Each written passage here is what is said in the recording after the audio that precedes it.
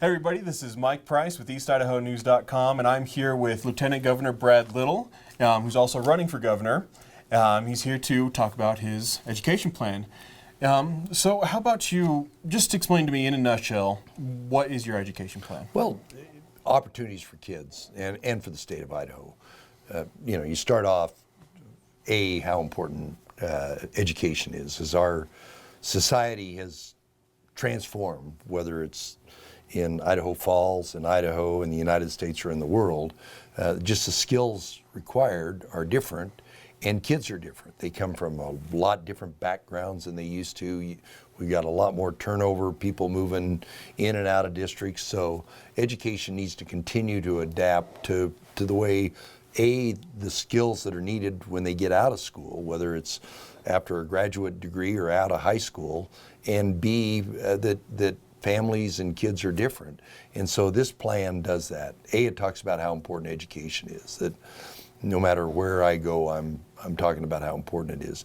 B, the fundamental underpinning of getting kids reading proficiently at the end of the third grade. Literacy is so important. And we have been doing some things in literacy, and it was a recommendation of the governor's task force.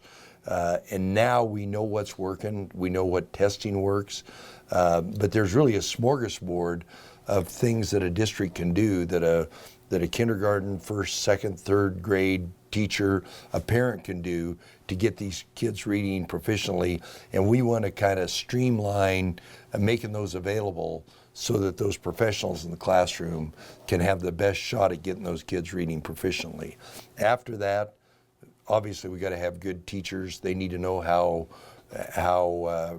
we appreciate their professionalism, how we compensate them, and what we do to honor them, implementing STEM in the classroom, career technical opportunities, dual credit, whether you're going to go on into traditional higher education or go on to career technical. And I talk about graying the lines between K-12, career technical, and higher education, because we want these kids to have opportunities in the K-12 system to take care of their first semester, their first 2 semesters, or maybe even their first 4 semesters, and have associate's degree when they graduate. That's all part of our education plan that we have going forward. In your plan, you talk about raising teachers' salaries. How does that coincide with recent tax cut bills that are currently in the legislature? Well, we're blessed in Idaho that the economy is growing. We got great, robust growth, and we can do both. We can offer tax relief and still increase starting teacher pay, which is what we're doing this year.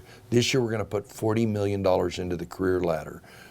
When we do that, we will have put $250,000 every year into education as a result of the consensus of teachers, parents, the legislature, the executive branch on the education plan going forward, and we can do both. How do you see us protecting our students in the future coming off of this recent tragedy in Florida? Well, we obviously, because of this risk, the way we design a school today is different than the way we design a school in the future. Most of the new schools have got it to where we have limitations on who can get into the school. A lot of it is how we embed technology in our school, so that, because we're paying for a lot of technology in the school, it's important that security be part of that, so that if something happens, whoever's authorized in the school can lock down the doors, obviously cameras, access. We're doing that through technology, we're doing that through training, we're doing that through everything. What we do as far as looking at these kids from a mental health risk. There's a lot of things that we're implementing in Idaho, but every one of these tragedies, we need to learn and make sure whatever we're doing in Idaho is doing the most to keep our students safe. What sets your education plan apart from, say, the plans that the other candidates have presented? Well, like I said, I want to go back to that early childhood.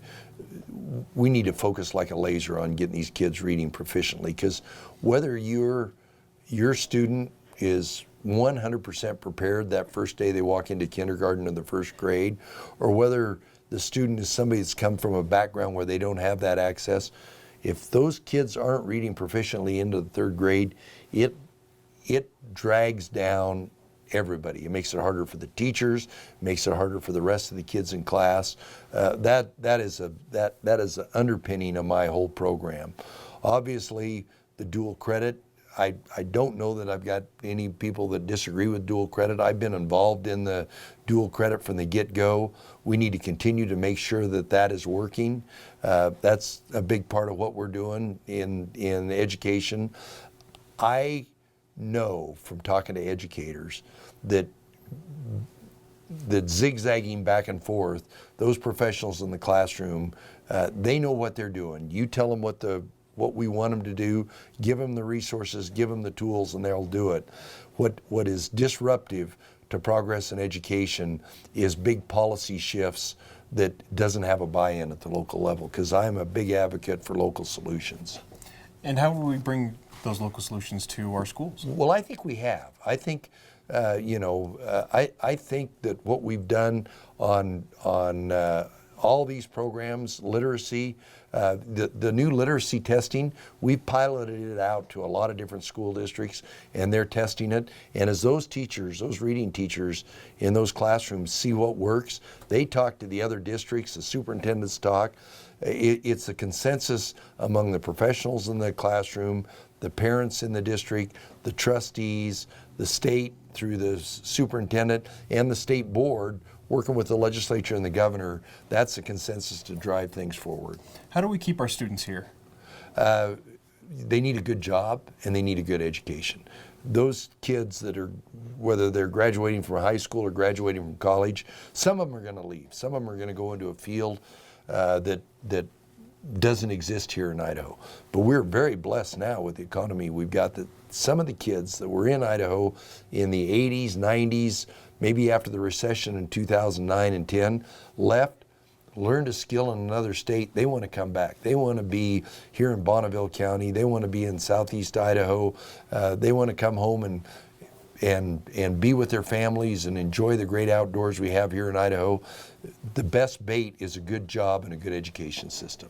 So let's talk about you for a minute. What sets you apart from your opponents? Well, first off, I think probably my experience from one end of the state to the other, whether it was in my old job in agriculture and agricultural leadership and business leadership, in education leadership, in my new job as lieutenant governor, the fact that I understand the incredible differentiation between the different communities, between their cultures, between what drives their economy, all the work I've done on economic development, obviously being co-chair of the Line Commission in this part of the state gives me a certain amount of credentials that the other candidates don't have, understanding the needs of the lab, understanding the needs of the community, understanding the needs of economic development. I think that speaks for itself. Okay. Well, Lieutenant Governor, thank you so much You for bet. coming by and You bet. talking to us. Thank you.